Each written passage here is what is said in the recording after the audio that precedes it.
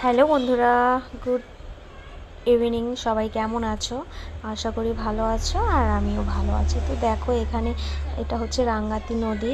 আর এই রাঙ্গাতি নদীতে আমাদের পাড়ার সব ভাই, তারপর কাকা দাদা সবাই মাছ ধরতে চলে এসছে। তো মাছ ধরতে সবার ভীষণ প্রিয়।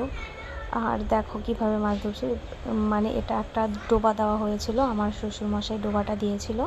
তো সেই ডোবার মধ্যেই মাছ আর কি। এই দেখো, এটা বাইন মাছ, মানে কাটা দেয়, যার জন্য বাড়ি দিয়ে এটাকে আধমরা করে তারপরে এটাকে বালতিতে রাখা হবে। তো এখানে দেখো, এই যে জাল দিয়ে চারদিকটা ঘেরাও দিয়ে দেওয়া হয়েছে। তারপর এখান থেকে সব কচুরি পানাগুলো তুলে নেওয়া হবে। এখন এগুলো তুলে নেওয়ার পরে